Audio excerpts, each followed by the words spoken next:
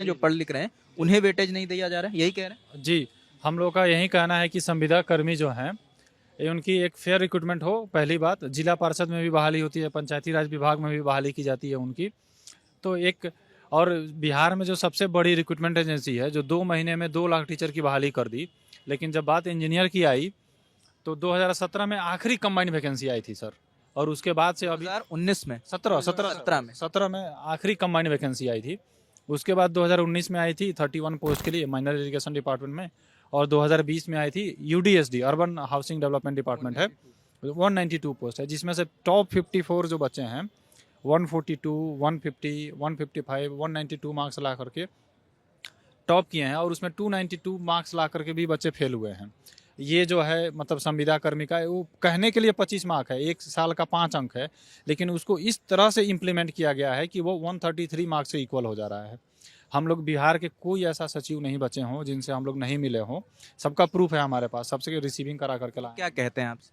वो लोग बोलते हैं कि आरसीडी के पास जाओ, आरसीडी डिपार्टमेंट जाते हैं, वहाँ के सचिव बोलते हैं कि आप सामान्य प्रशासन विभाग जाइए, वहाँ के चीफ सेक्रेटरी से मिलिए, वहाँ के सचिव से मिलिए। हर विभाग गए हम लोग, कार्मिक विभाग गए, बीपीएससी गए। बीपीएससी का कहना है कि हम रिक्रूटमेंट एजेंसी है, हमको इससे कोई लेना देना नहीं है, आप जाइए आरसीडी के पास। आरसीडी आते हैं तो सामान्य प्रशासन विभाग भेजा जाता है, सामान्य प्रशासन विभाग जाते हैं तो वो बोलता है कि आरसीडी जाइए। मतलब कोई बात नहीं सुन रहा है आपकी? कोई नहीं सुन रहा है। हम लोग 2017 से दौड़ रहे हैं, हमारे वहाँ कुछ जाते हैं तो आपकी बात सुनते हैं वो? बस फैसले की तो वो अपनी बात है, बात सुनते हैं वो? बात रखते हैं और डॉक्यूमेंटेशन की तरह वो फाइल लेकर के रख दी जाती है, उस पर एक्शन नहीं लिया जाता है। जबकि किसी विभाग का सचिव को भगवान माना जाता है, उस विभाग का सचिव वो इम्प्लीमेंटिंग बॉडी है, जब चाहे तब एक्शन ले सकता है और इसमें सुधार कर सकता है। लोग उसका फॉलो अप लेते हैं एक बार मिलने के बाद? हाँ हाँ, मेरे सबका रिसीविंग है मेरे पास, आप बोलिएगा तो मैं आपको दिखा दूंगा।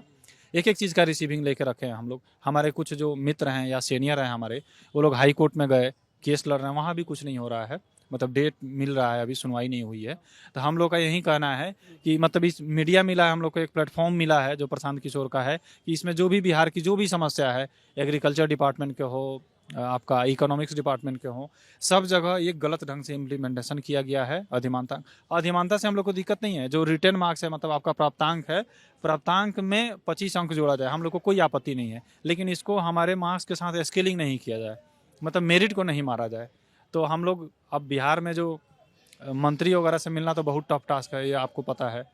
आईएएस अधिकारी जो हैं एक तो मिलते नहीं हैं, अगर कभी मिल गए तो हमारी बात को सुना नहीं जाता है।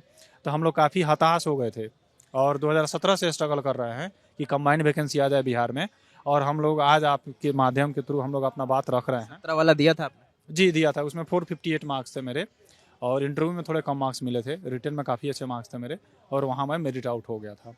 इसी वजह से? जी सर। उसके बाद जो है अभी हम लोग पेपर दे ही रहे हैं, और कंबाइंड